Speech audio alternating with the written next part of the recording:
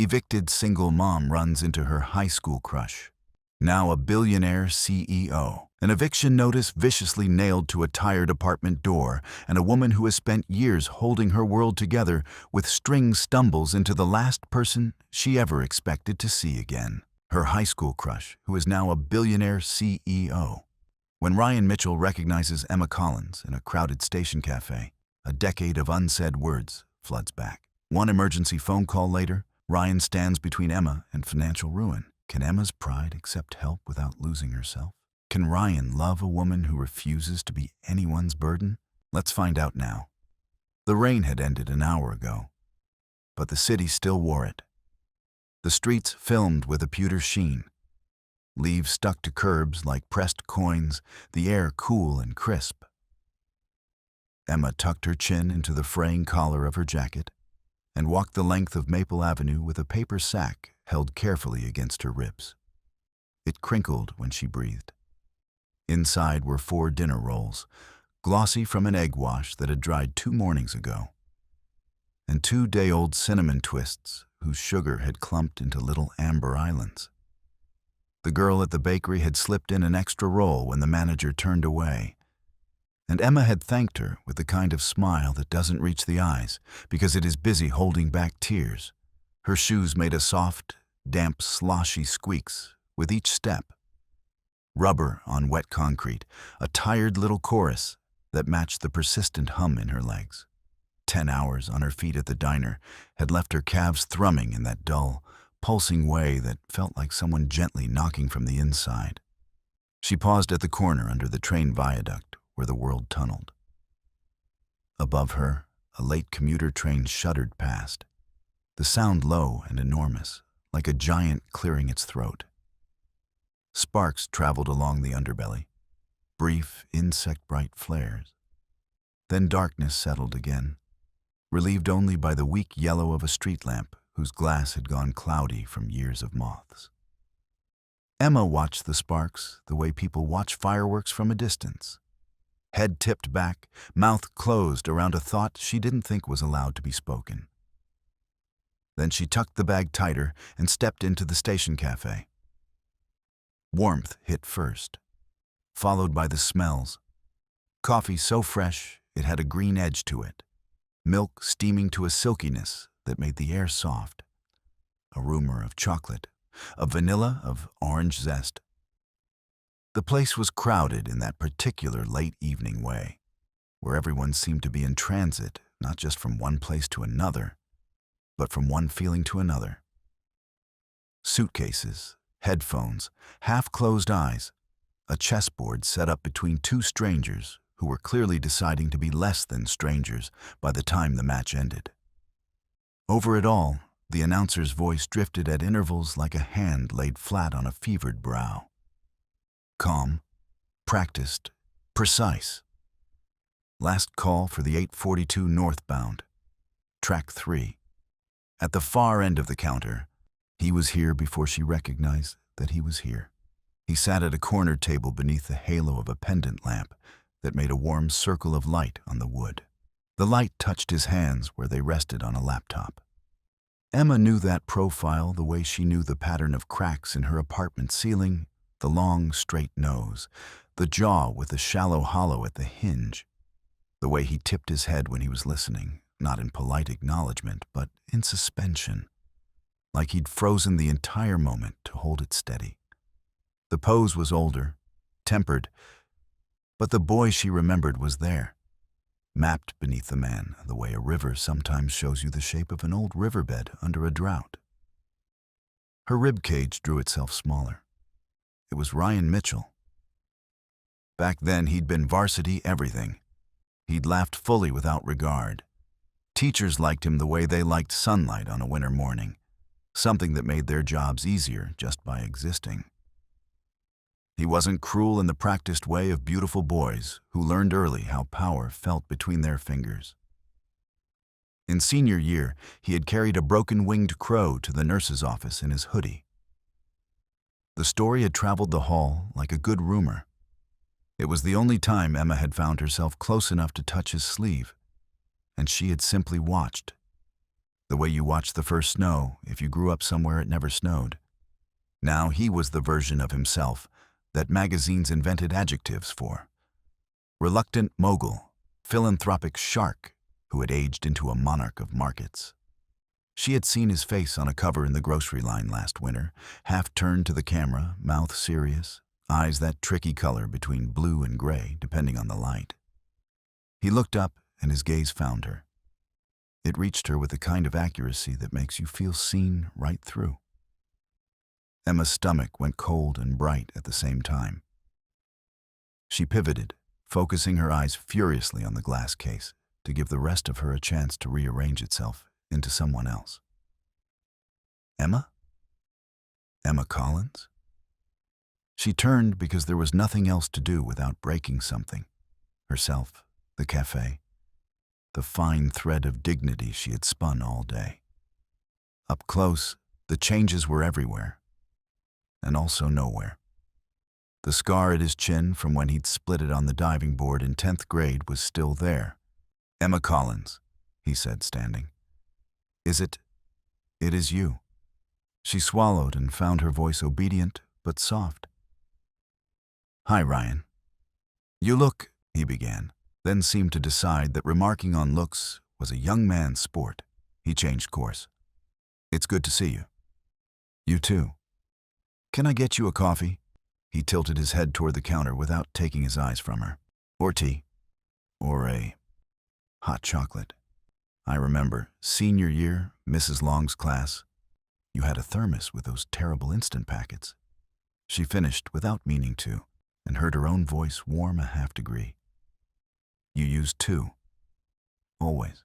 He laughed, and the sound moved through her in that dangerous way remembered music does. I did. It was a phase. Come sit with me for a minute if you have time. Time. She had only the one kind of it. Thin, brittle, metered by dollar bills. But standing here was suddenly harder work than sitting. She nodded once. They took the corner table. The wooden chair under Emma gave a tiny complaint when she settled. She set the bag in her lap, hands linked over it, as if the food needed to be comforted. For a moment the cafe pulled a little farther away. Its noises cottoned. How have you been?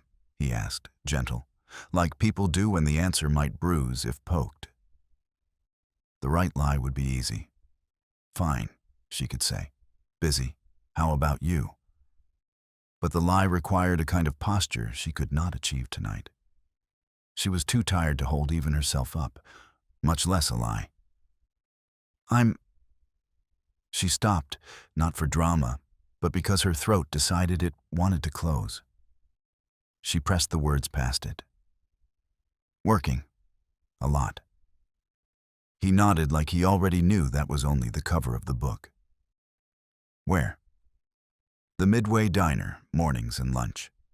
Nights I clean offices over on King Street. Sometimes I grade papers for a tutoring center after Lily's asleep. She didn't mean to add her daughter's name. It went ahead of her.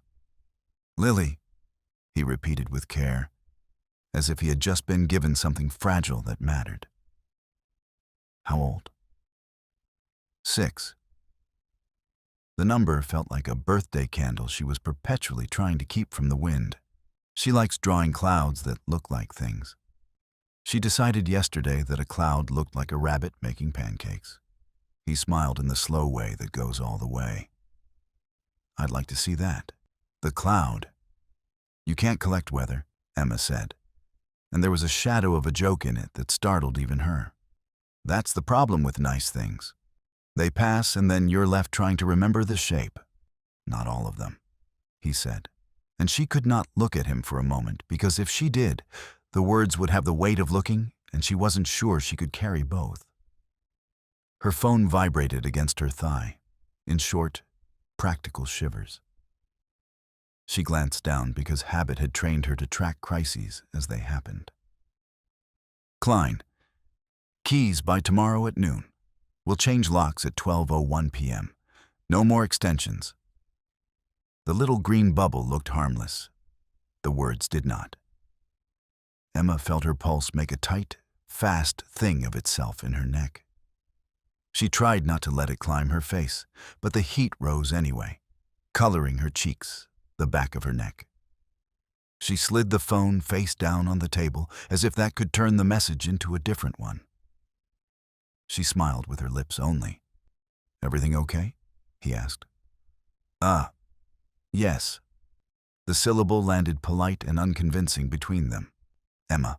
The way he said her name made her feel more Emma than she had felt lately. What can I do? That question is probably intrusive.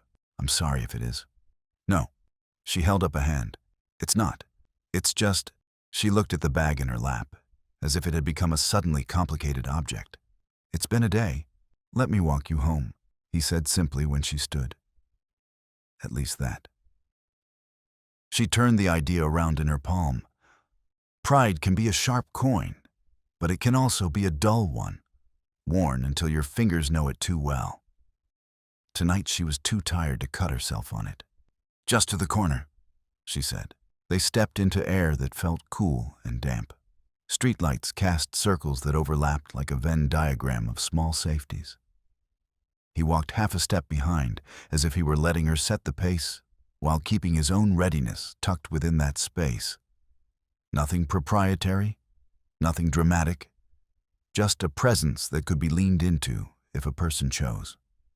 "See, tell me, Emma, do you still paint?" he asked after a block where their breath made small white ghosts, and the city kept doing its flickering tricks with neon. The question rocked her. The last canvas she had stretched leaned against the wall behind the sofa, half-painted sky like a thought she had walked away from mid-sentence. "Not much time these days," she said.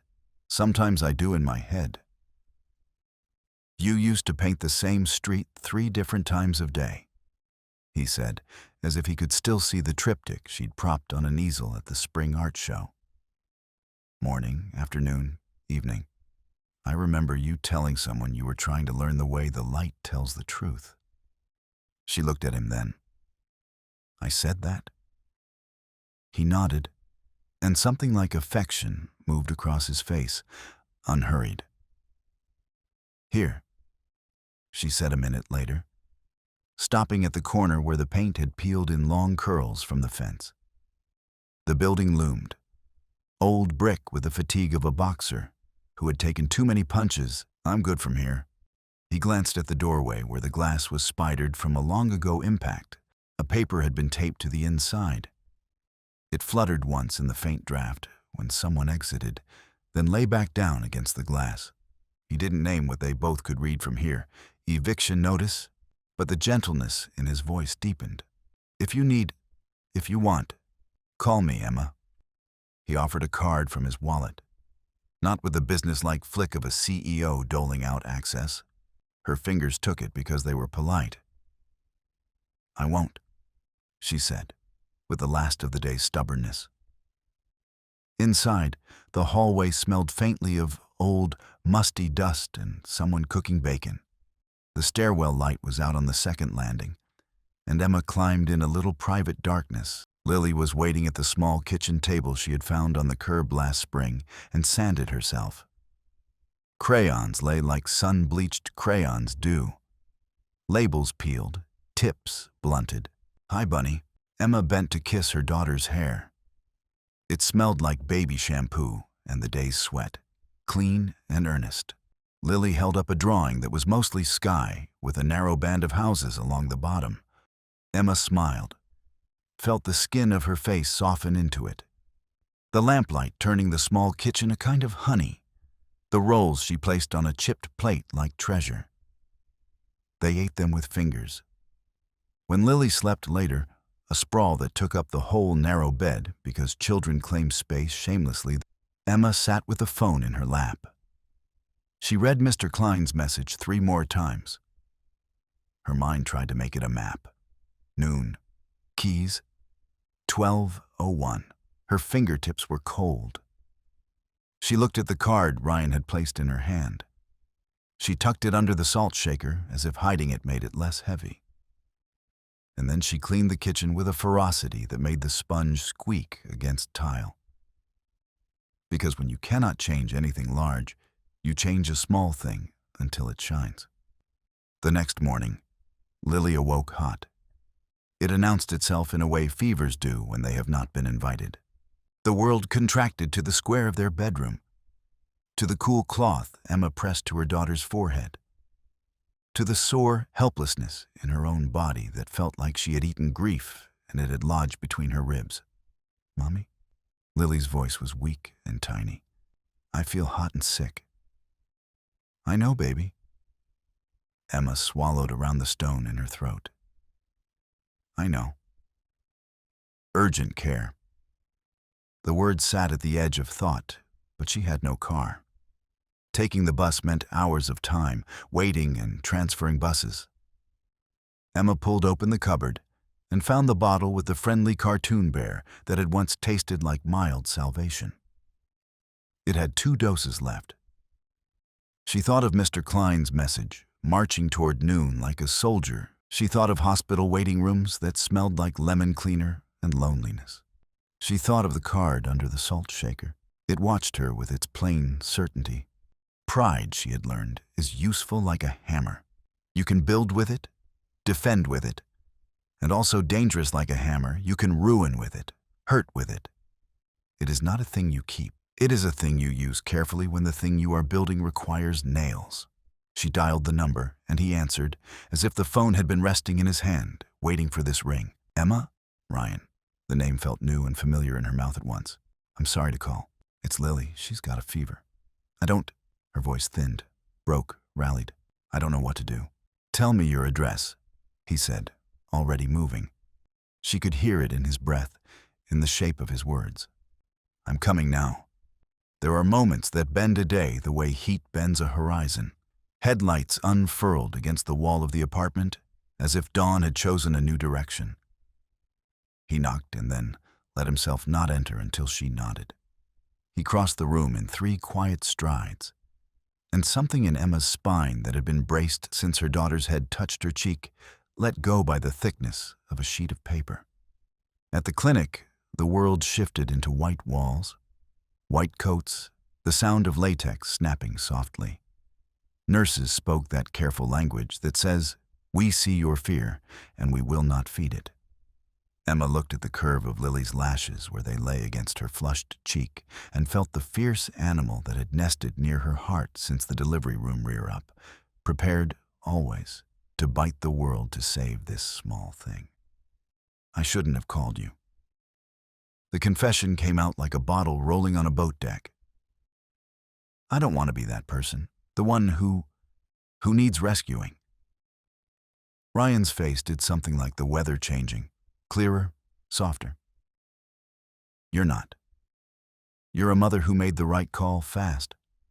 He paused, and the pause felt like him making room for her dignity to sit down beside them. "Let me help this once, and then let me help again until you decide you believe me that it isn't about charity.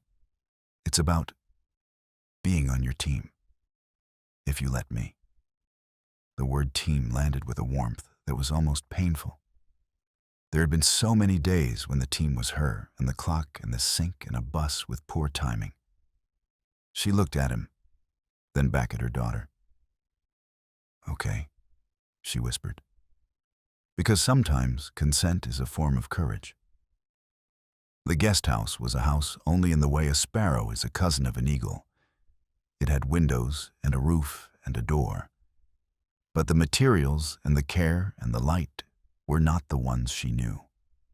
The first morning, the kitchen held itself politely around her, hands at its sides like a butler trying not to breathe. She did not know where anything lived, and so moved like a guest in a museum, admiring, afraid to touch. And then she found the flour and the salt and the eggs, and muscle memory took over. Bread, she knew. Bread was a world she could manage. Birds did their busy business in the trees. The guest house smelled faintly of mesquite wood and new paint. Outside, somewhere she could not see, a gardener used a hose with a soft sighing sound. When Ryan stepped in an hour later, loose at the edges in a sweater and first-thing hair, He stopped at something in the air that was not cedar or paint. "Is that fresh cinnamon bread?" she said, embarrassed suddenly that she had made something this simple in a place like this. "I didn't know what you had, and Lily—" "It smells like childhood," he said. He leaned a hip against the counter, nearer than the nervous part of her wanted, farther than the lonely part of her wanted.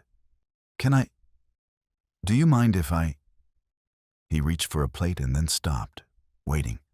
"By all means," she said, and smiled because it was impossible not to when someone 6 feet tall asked permission in his own kitchen. Over the next several days, Lily recovered quickly with the unapologetic speed children have for returning to joy. Each morning she invented a new cloud story to tell from the window, as if the sky were a shelf where she kept books she was writing. In the afternoons, Emma wiped down counters so clean they reflected light back at the room like a compliment. She found the laundry room and began her motherly duties. Ryan was often tied up in meetings and calls and the quiet that follows a day that has been out loud too long. Sometimes he brought his laptop to the small outdoor table and worked while Lily built a city from wooden blocks nearby. He was tender in a way that did not announce itself, cutting the crusts from Lily's sandwich without asking if she wanted them gone, moving through rooms with a radius of attention that caught cups close to edges and rugs that wrinkled into tripping shapes, pointing out a hawk to Lily, not with the triumph of a person who has spotted something rare, but with the pleasure of someone who delights in pointing. At night, when Lily gave way to sleep with comic suddenness and the guest house exhaled after having been brave all day, Emma washed the last plate and listened to the quiet. She asked Ryan what he read for pleasure, and he surprised her with a list that was messy and human. A novel about trees, an old detective series he returned to for the sentences, a book of poems with a cover that looked like weather. "You?" he asked, leaning against the door frame like someone who wanted to hear a long answer. "Color theory books," she said, and then laughed at herself. "That makes me sound like someone who loves rules for their own sake." "It makes you sound like a person who knows how to make choices," he said, which is rare and refreshing. "Sometimes choice is just whatever is left," she said, and felt the truth of it fill the space between them like a third presence. He told her things in return that she had not expected him to tell anyone. How success had rearranged his friends until the ones who stayed were either so old they didn't care, or so new they'd learned not to. How he'd once sat in a hotel room in Singapore at 2 a.m. The city lit and alive felt so lonely, he could not imagine how to get up from the chair. How, when he was 16, he had watched her in the art room with her head down over a canvas and thought that if he were a better boy, he'd ask her what she was painting. But he had been good at the wrong things then. The kind of good that wins trophies for keeping a ball in the air. He said the last softly, and did not look at her while he said it, the way you do when you are honest enough to be shy about it. She set the dish towel down and let the hum of the dishwasher say the next few seconds aloud. "I used to think you had a way of shining," she said, and the words came out like something she had carried far and was relieved to be allowed to set down. "And that my job was not to stand in your light." He smiled without moving his mouth. "Maybe we can stand beside each other," he said. "We can make each other shine." Emma heard a loud, distinct knocking at the door. Emma opened the guest house door with Lily's sock tucked in the waistband of her jeans and a smear of flour on her wrist. Mr. Klein stood on the stoop, a man whose face had settled into a permanent squint, not from sunlight, but from suspicion. "You left?" he said, glancing past her as if he might spot unpaid rent in the corner. "Where are the keys?" She looked at her empty hands. She had not planned this conversation for a doorway. "I have them." I'll drop them at your office this afternoon with the deposit. The deposit that would not be returned now, the deposit that was already spent in her mind 3 different ways before it had existed. Now, you abandon the unit, and that's breach of our rental agreement. So I've changed the locks. I've been very patient with you. A heat rose in her neck that was not the easy flush of embarrassment, but the steadier burn of someone recognizing a line they have been pushed across and finding, at last, a heel to dig in. She stepped onto the stoop and closed the door behind her so Lily would not hear the sound of people talking about money. I didn't abandon anything, she said levelly. My daughter was sick. We had to go. Then you should have planned better, he said. And the sentence was all the proof she needed that a certain kind of person thought misfortune was a hobby. Is there a problem? Ryan's voice came from the walkway. His sleeves were rolled up, his tie loose, that soft, expensive kind of rumple look. He did not guess or posture. He stood with his hands in his pockets. Mr. Klein recalculated in front of her eyes, frowning in arithmetic. Who are you? Someone who can write a check, Ryan said mildly. And someone who can make a phone call to the housing authority if I need to. Shall we talk like people, or do you want to continue behaving like a money-crazed lunatic? What followed was not a movie scene where villains are shamed into apology and justice arrives on a white horse. Ryan resolved the landlord and his demand for back rent. But when the door closed and the quiet reassembled itself, Emma felt her lungs fill all the way for the first time that day. That was... She did not know which word would hold all of what it had been. Necessary, kind, correct. I know that look, he said. You're about to tell me you could have handled it. She tipped her head. I could have. Eventually. Maybe not well. But I could have. But I'm grateful I didn't have to. You shouldn't have to deal with this alone. I won't allow it. Not in my presence, he said. The phrase slid into her and found a place it fit. Something complicated in her let a notch loose. Emma found herself making herself feel more like she was at home as the days passed. She painted her canvases again. She discovered that the light in the guest house was true and calming in a way that made her feel safe. When she painted, Lily painted beside her with watercolors that bled into the paper like secrets told to the right person. Ryan did not hover, but he found reasons to pass by. He would stand and watch without commentary. He was getting comfortable with having a family of his own one day. Do you ever show these paintings? He asked. They're perfection. Once, she said. It was at the community center. I sold 2 of them. One to my mother's friend, which doesn't count. One to a man who said the painting looked like the weather on the day his son was born.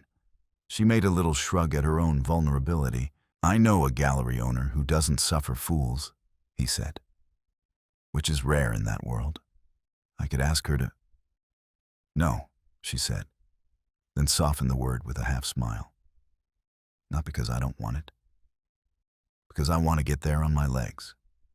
If I fall, I want to know the bruises are mine. He nodded, slow approval like a sunrise. Deal. But I'll buy one. Full price. I want to look at something you made that makes my day better every time I pass it. He said.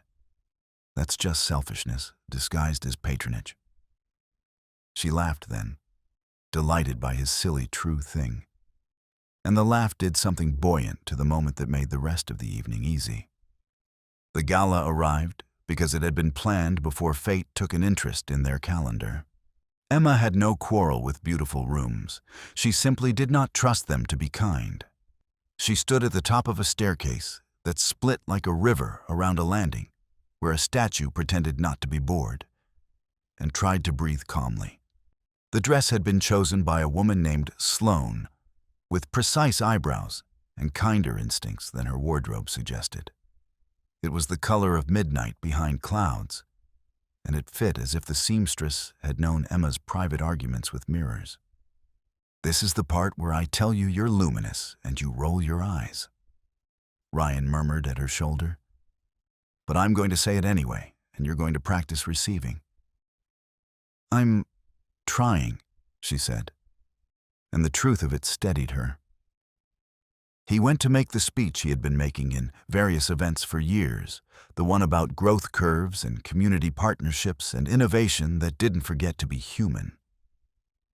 But somewhere between "good evening" and "our shared future," the speech widened. He caught her eye across the room. He should not have been able to in that much light and noise, but he did, and the timbre of his voice changed almost imperceptibly. "I want to thank someone who reminded me that success gets lonely if it becomes a wall instead of a table," he said. "Someone who knew how to take care without erasing herself, who taught me, again, that wealth isn't a number. It's a way of holding other people's lives with care." Heads turned, then turned again, trying to locate the axis the room had pivoted on. Emma noticed, absurdly, a waiter halt midway to a couple with a tray of oysters, the shells shining like the insides of storms. She felt heat climb her body, and for once did not fight it. She let the moment happen to her like weather. Later, he found her in a corner where the shadow behaved. He did not make a speech. He asked a question. "Would it scare you if I told you I loved you?" Her heart did something messy and human, and not at all cinematic. It stumbled, righted itself, began again. "Yes," she said, and then watched his face register the answer he had earned. "And it would comfort me. I don't know how you can be both things at once." "That's how I know it's real?" he said. His voice had gone quieter, not because he was hiding the words, but because they were heavy and he did not want to drop them. "I've been rehearsing this line for years, and it kept sounding like I was trying to sell something. But with you, I don't need an elevator pitch. I just need to tell you what's on my heart." She looked at him. The person who had brought soup when Lily refused anything else.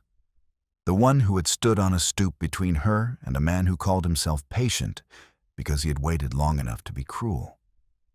The one who left the light on in the kitchen because he knew she would come down at midnight to check the locks, and he wanted her to feel welcomed by brightness. "I don't know if I even remember how to be loved," she said. "Not this way." "We'll learn slowly," he said, and the word slowly slipped into her like medicine made of patience. "We'll move at the speed of trust." Seasons passed as the months that followed. The guest house became less of a guest and more of a home. Lily started reading chapter books and declared that some chapters were tastier than others. One Saturday afternoon in early fall, light sat in the backyard as golden glitter. The trees did their slow burn into bronze and apricot. Lily built a city of twigs and named each building after a dessert. Emma painted the same tree 4 times to learn what her hand did with sameness and difference. Ryan grilled something simple and smoked up the air until everyone's hair caught the scent like a note folded and tucked away to be found later. The knock, when it came, was not the kind that announces a friend. Emma opened to find a reporter with a smile that showed neon white veneers. "Miss Collins? I'm doing a human interest piece on Mr. Mitchell's philanthropic ventures," the woman said. "It would be great to get your perspective. The public loves a Cinderella arc." Emma's body did an old thing, bracing against classification. "There isn't one," she said. "Glass shoes are terrible engineering." The reporter blinked, recalculated, smiled again. "Off the record, then. How did you meet?" "Some are saying—" "No, thank you." Ryan's voice came from behind her with a quiet that should have been audible from the street. "This isn't a story you get to tell. It's ours." The door closed, and Emma leaned her forehead against the wood and laughed, a surprised, grateful sound. "What was that all about?" he asked. "I think we might be Cinderella fairy tale famous," she said. "Noted. But I hope this type of fame doesn't require glass shoes," he chuckled. 1000% agreed, she said, and reached for his hand where it hung at his side, and their fingers knitted into something sturdy because they had been learning slowly. A year from the night of cinnamon bread, Emma stood again in the station cafe. The pendant lamps still made halos. The barista this time was a kid with a ring in his eyebrow that glinted like a small moon.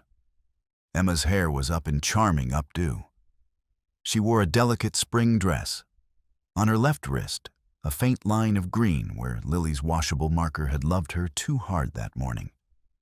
Ryan arrived late because men like him are stitched to time in such a way that they must constantly negotiate with it. He spotted her instantly. Of course he did. There she was, already herself without apology. And the sight of her did to his face what familiar sunlight does to a room. "Hi," he said. "Hi," she said. Lily barreled in a breath later, out of school and freshly full of after-school. She wore a paper crown from art class, decorated with 10 lopsided stars and 17 self-esteem. "Mom," Ryan. The clouds today were waffles. "Waffles?" Ryan asked with the solemn curiosity of a man who knows the serious business of clouds. "Yep, with extra squares, whipped butter, and maple syrup," she said.